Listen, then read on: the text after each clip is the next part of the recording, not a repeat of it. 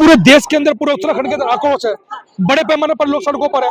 लेकिन जिस बेटी को 2:30 बजे जला दिया गया और रात को, और बोलते हैं हम लोग हिंदू है, हिंदू है, हिंदू है, जो बीजेपी बोलती है, वो उसी हिंदू धर्म के खिलाफ है कि रात को संस्कार नहीं हो सकता। उसी बेटी को रात को 2:30 बजे इस देश के अंदर जला दिया जाता हो, और जहां पर बाबा की सरकार हो, वहां पर आप समझ सकते हैं कि हमारी दलितों की भयावह स्थिति है।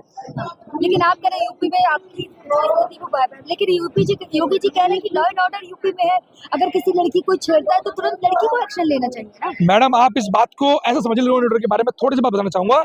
आप इस बात को समझिए, योगी सरकार खुद ये बोलती है कि हमने जब से सरकार बनी है 10,000 मुठभेड़ हमारे प्रदेश में हुई है, हमने 10,000 मुठभेड़ की है। 10,000 मुठभेड़ का मतलब है जब तक योगी जी का शासन है, प्रत्येक दिन की 3 मुठभेड़, तो 3 मुठभेड़ के अंदर लगातार योगी बाबा का जो शासन है वो संदिग्ध घेरे में है। जब 3 मुठभेड़ रोज हो रही है तो प्रदेश क्या सुरक्षित है? लेकिन आप लोग कैसे लॉ एंड ऑर्डर की बात कर रहे हैं? आप लोग यहाँ प्रोटेस्ट कर रहे हैं, बीजेपी सरकार लगातार कहती है कि जहाँ जहाँ बीजेपी सरकार है वहाँ महिलाएं ज्यादा सुरक्षित है। आप ये देखिए मैडम, इस जहाँ प्रोटेस्ट कर रहे हैं यहाँ बीजेपी की सरकार है, जहाँ का मामला हम लोग उठा रहे हैं वहाँ बीजेपी की सरकार है, जहाँ पर कुलदीप सेंगर का मामला, जहाँ पर अंकिता भंडारी का मामला उठ रहा है वहाँ बीजेपी की सरकार है। इस देश के अंदर मैं ऐसा मानता हूँ, जब जब बीजेपी की सरकार जिस भी राज्य में आती है या केंद्र में आती है, यहाँ पर दलितों पे, पिछड़ों पे, मुसलमानों पर अत्याचार की बाढ़ आ जाती है। ये सुनामी है। मैं समझता हूँ कि ये पीक है।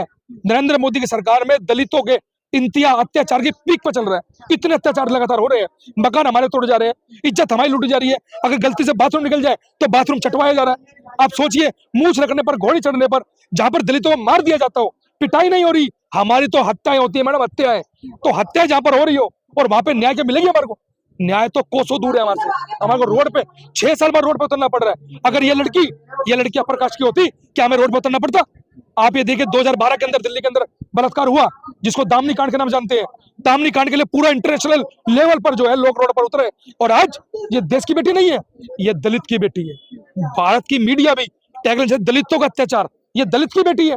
तो दलित की बेटी का अत्याचार ऐसी लगातार सरकार कर रही है, और हमें लगातार रोड पर उतरकर बाबा साहब डॉक्टर बोलते हैं संघर्ष करो। हम लोग लगातार संघर्षरत है, और ऐसी सरकार को मैं समझता हूं कि दलित पिछड़े जाग रहे हैं, मुसलमान जाग चुका है, और दलित लगातार अपने जो लास्ट पादरी कम्युनिटी जिसकी ये आंदोलन चल रहा है वो भी लगातार जाग रही है। मैं समझता हूँ कि आने वाले समय पर ऐसी सरकारों को इस देश से उखाड़ फेंकने का हम लोग करेंगे।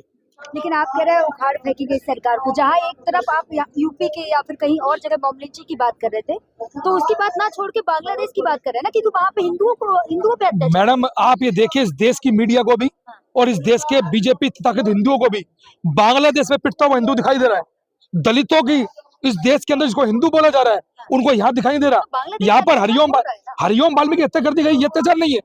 यहाँ पर जो है बाथरूम चटा जा रहा है, ये अत्याचार नहीं है। घोड़ी चढ़ने पर, दलितों को मूंछ रखने पर हत्या की जा रही है, ये अत्याचार नहीं है। बांग्लादेश का अत्याचार दिखाई दे रहा है, वो दूसरे प्रदेश का। उस पर कौन बोलेगा? जो बांग्लादेश के प्रधानमंत्री को नरेंद्र मोदी ने यहाँ रखा हुआ है, उसको कौन बात करेगा? शेख हसीना कौन बात करेगा उस पर?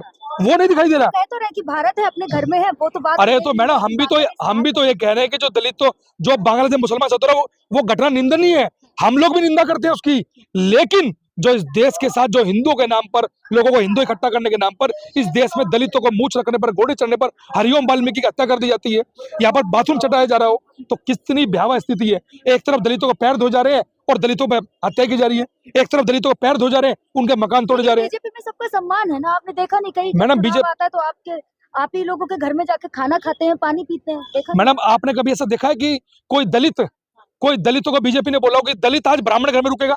कभी ब्राह्मण रुकवाए हमारे घर में? आपके घरों में रुकते हैं। अरे मैडम, हम लोग दलित है, पिछड़े हैं, हमारा वोट बैंक है, उनको पता है एक तरफा वोट दे देंगे तो हमारे घरों में रात को रुकते हैं। अरे कभी हमें भी तो अपने घर में रुकवाओ। अपनी बहन बेटी जो तुम्हारे साथ रहती है, हमारे घरों में रहती है, आप हमारे घर में 12-12 गज के दलित रह रहा है, 12-12 गज में 50 गज में रह रहा है, आप फिर भी हमारे घर में रुकते हो। हमारा घर, हमारा दिल इतना बड़ा है, फिर भी हम आपको सह सम्मान भोजन कराते हैं। कभी आप लोगों ने भोजन कराया? कभी आप लोगों ने अपने घर में निमंत्रण दिया? कोई निमंत्रण नहीं देता है। ये सिर्फ और सिर्फ ढकोसला है, ये हिंदुओं का, दलितों का हिंदू के नाम पर वोट बैंक लेने का एक षड्यंत्र है।